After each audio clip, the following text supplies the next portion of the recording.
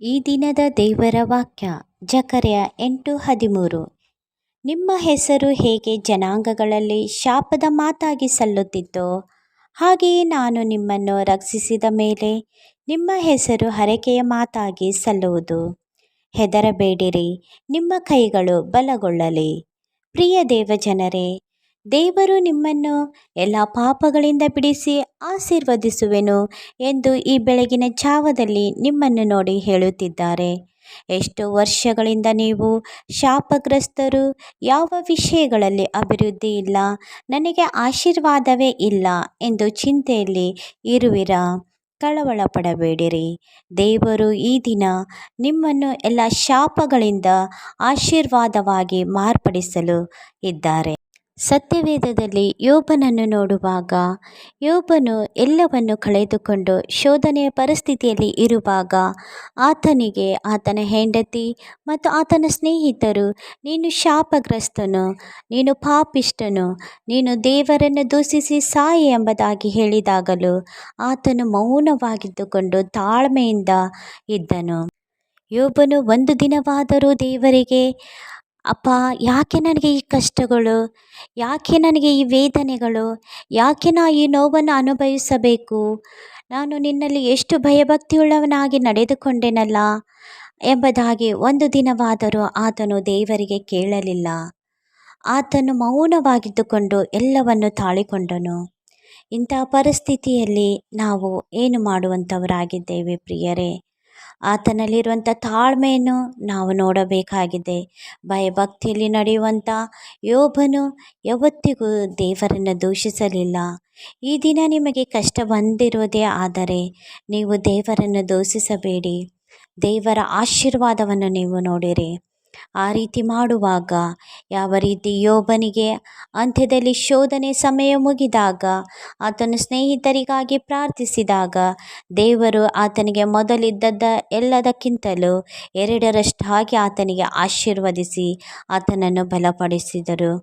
ಈ ದಿನದಲ್ಲಿ ನಿನಗೆ ಇರುವಂಥ ಈ ಪರಿಸ್ಥಿತಿಯಲ್ಲಿ ನೀನು ದೇವರನ್ನು ಎಂದಿಗೂ ದೂಷಿಸಬೇಡ. ಯಾವ ಸ್ಥಳದಲ್ಲಿ ನೀನು ಅಪಮಾನ ಹೊಂದಿ ಆ ಸ್ಥಳದಿಂದಲೇ ದೇವರು ನಿನ್ನನ್ನು ಮೇಲಕ್ಕೆ ಎತ್ತುವಾತನಾಗಿದ್ದಾನೆ.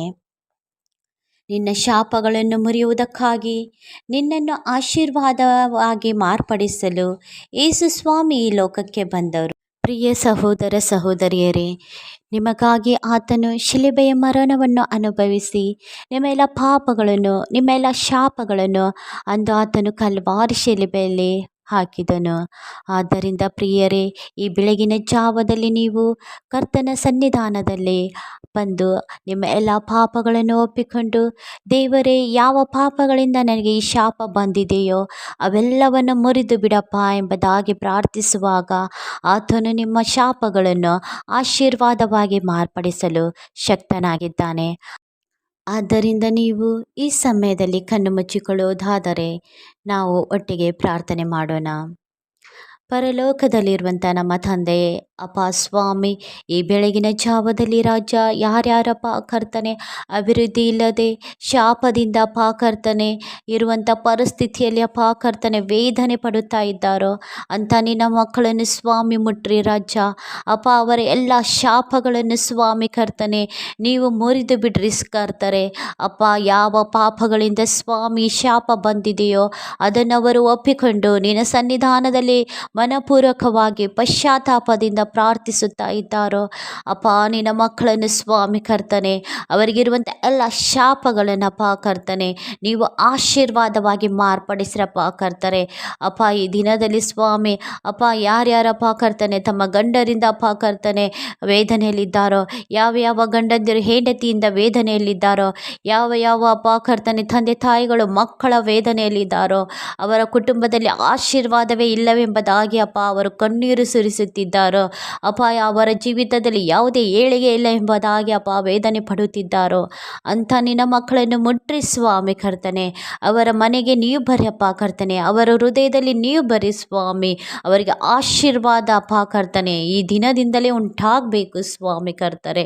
ಅಪ್ಪ, ನೀವು ಆಶೀರ್ವದಿಸುವ ದೇವರಾಗಿದ್ದರೆ ಕರ್ತರೆ, ಯಾವ ರೀತಿ ಯೋಬನ ಜೀವಿತವನ್ನು ಸ್ವಾಮಿ ಕರ್ತನೆ ಮಾರ್ಪಡಿಸಿದ್ರು ಕರ್ತರೆ, ಅದೇ ರೀತಿಯಲ್ಲಿ ನಿನ್ನ ಮಕ್ಕಳ ಜೀವಿತವನ್ನು ಮಾರ್ಪಡಿಸ್ರಿ ನನ್ನ ದೇವರೇ.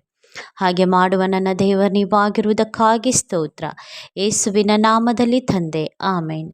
ದೇವರು ನಿಮ್ಮನ್ನು ನಿಮ್ಮ ಕುಟುಂಬವನ್ನು ಹೇರಳವಾಗಿ ಆಶೀರ್ವದಿಸಲಿ. ಆಮೇನ್.